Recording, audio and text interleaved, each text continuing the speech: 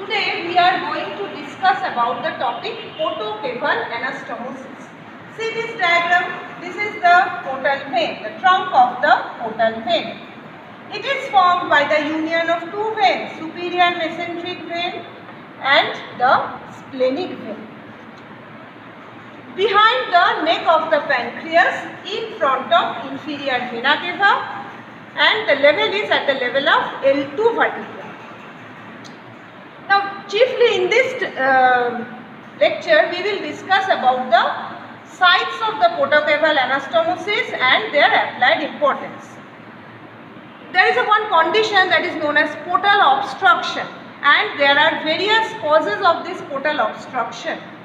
It can be extrahepatic cause, it can be intrahepatic cause. The intrahepatic cause is mostly due to there is one condition that is known as cirrhosis of liver. What happens is the hepatocytes, they are replaced by fibrous tissue. So what happens is these hepatocytes replaced by fibrous tissue, they are compressing upon the portal canal, the surrounding portal canal, and thereby it is causing portal obstruction. Also there can be tumors of liver causing this portal obstruction.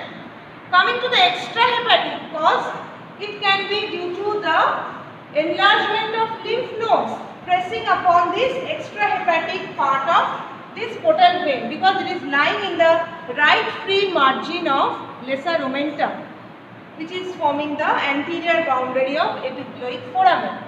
Also, other causes is there can be the carcinoma of the head and the neck of the pancreas. That is also the extrahepatic cause. There can be portal vein thrombosis.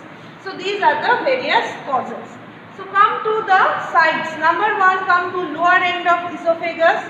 Portal component is formed by the esophageal tributaries of left gastric vein, and systemic component is by the esophageal tributaries of hemiazygous vein. You know this from your thorax part.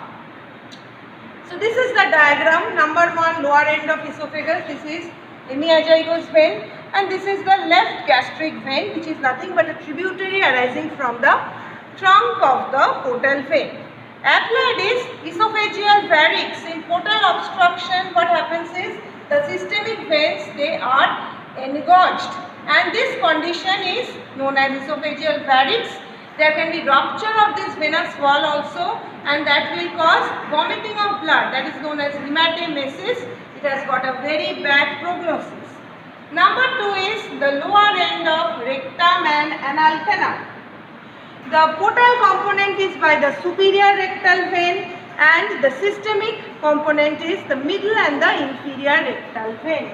Come to this part, the lower part of the diagram. Here you see, this is the superior rectal vein. It is a continuation of inferior mesenteric vein, which is a tributary of splenic vein.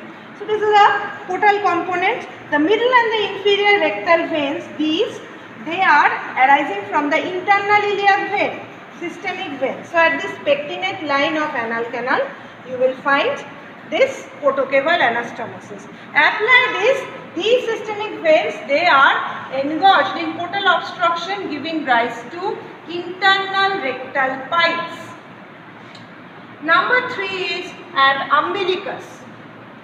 So the portal component is paraumbilical vein, and the systemic component, here there are a number of veins. From the this is the schematic diagram. This is umbilicus. So from the above part, we will find the superior epigastric vein and lateral thoracic vein. From the lower part, we will find the inferior epigastric vein and superficial epigastric veins. And on two sides, we will find the posterior intercostal veins and lumbar veins. These are all the systemic veins. And in case of portal obstruction, these systemic veins are engorged, and the condition is known as caput medusae. It is a Greek god whose head actually is denoted by caput, and it looks like this. These are the hairs.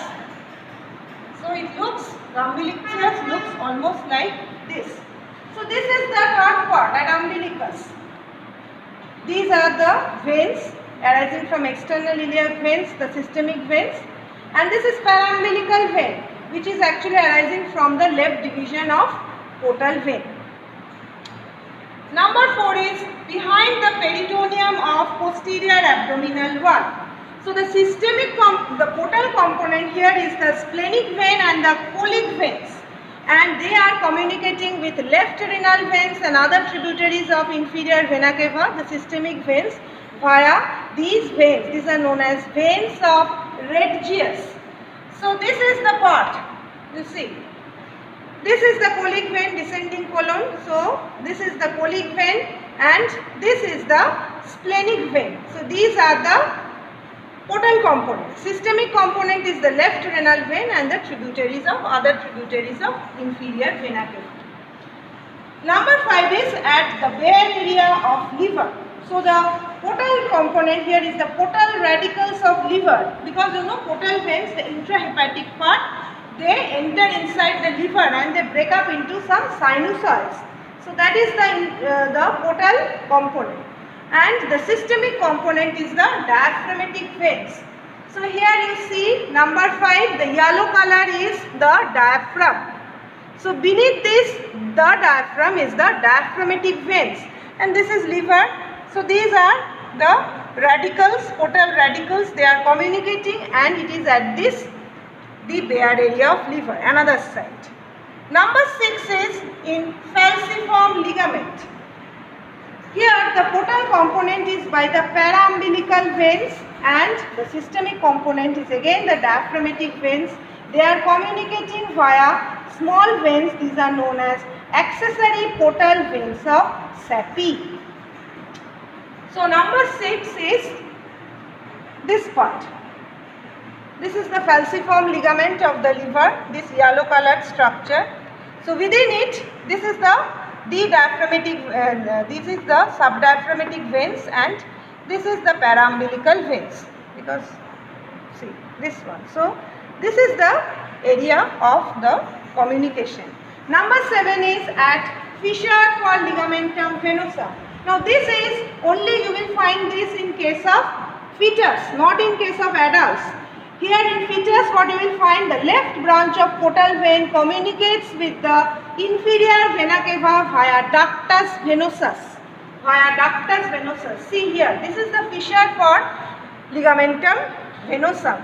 The left branch of the portal vein is communicating with the inferior vena cava via this patent ductus venosus.